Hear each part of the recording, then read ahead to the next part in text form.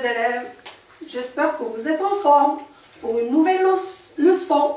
Bien, alors aujourd'hui, nous avons la lecture. Et aujourd'hui, je m'adresse surtout aux élèves de première année collège.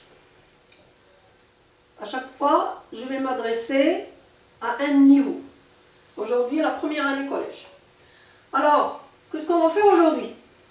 On va distinguer le genre et le type d'un texte. Quand on lit un texte, on doit savoir distinguer le genre et le type de ce texte. Donc on aura des textes à lire et on va poser des questions sur le genre et le type. Et là, je vais vous expliquer comment on distingue l'un de l'autre. Alors, il y a beaucoup de genres, bien sûr. Mais pour vous, il y a au programme le genre littéraire. Je répète, genre littéraire. Qu'est-ce qu'on va étudier dans ce genre littéraire? Nous avons ici des sous-genres, ou bien des exemples de genre littéraire. On va d'abord étudier le conte. Rappelez-vous le conte. Alors, il y a beaucoup de sortes de contes. Il y a le conte merveilleux, et celui-là vous le connaissez parce que vous avez déjà vu ou bien entendu ou bien lu avec vos professeurs à l'école primaire. On vous a raconté une histoire de fées, de sorcières, d'adjuvants, d'opposants. On l'appelle le conte merveilleux. On fera aussi le conte fantastique. Alors le conte fantastique, c'est un peu différent. Il y a toujours de l'imagination. Dans les deux, on a l'imagination. Mais là, c'est différent. On va étudier un exemple. Mais pour vous donner une idée, supposons que vous avez un tableau accroché au mur, un tableau de peintre, dans lequel il y a des personnages, il y a des objets. Et dans le conte fantastique, on va faire bouger ces objets dans le tableau. Donc les personnages vont sortir du tableau, ils vont agir, ils vont se déplacer. Et là, c'est le conte fantastique. On fera aussi le conte légendaire. Et le conte légendaire, comme par exemple, vous connaissez l'histoire de Sindibad. Vous connaissez, vous l'avez vu en dessins animés. Sindibad, c'est un conte légendaire. Et on fera des exemples. Et on fera aussi le conte populaire. Le fameux personnage de ce conte, chez nous au Maroc, c'est Jouha. Vous le connaissez, Jouha? Oui, bien sûr. Eh bien, c'est un conte populaire.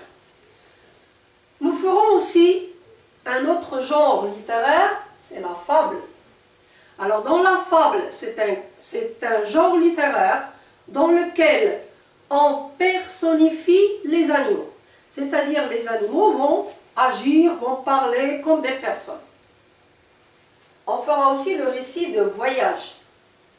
Le récit de voyage, c'est un récit, c'est un genre littéraire, mais dans lequel les personnages, ou bien la personne est réelle. C'est une personne réelle qui a fait un voyage et qui rapporte ce qu'elle a vu, ce qu'elle a entendu. Elle rapporte aussi les différentes cultures qu'elle a connues à travers son voyage. Et là, on pourrait citer par exemple notre fameux voyageur qui nous a laissé des récits de voyage, Ibn Battuta. Bien, on fera aussi la nouvelle. La nouvelle, c'est un genre littéraire. Alors la nouvelle, vous allez me dire qu'est-ce que c'est. On va voir ce que c'est lorsqu'on va étudier.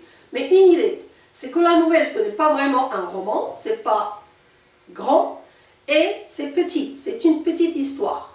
Mais cette histoire, elle a des caractéristiques bien particulières. On va les étudier lorsqu'on va voir la nouvelle. Vous y êtes? Donc là, c'était le genre.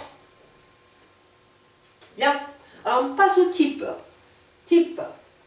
Alors, dans tous ces exemples, le type sera narratif et descriptif.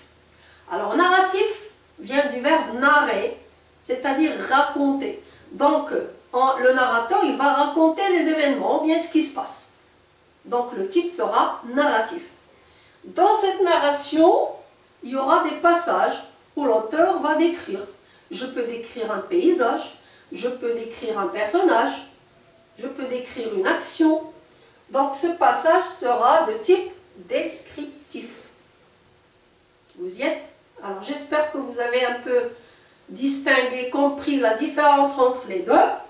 On va étudier des exemples et vous allez voir beaucoup plus en détail ces indications sur le type et le genre de texte. Au revoir, j'espère que vous avez bien compris.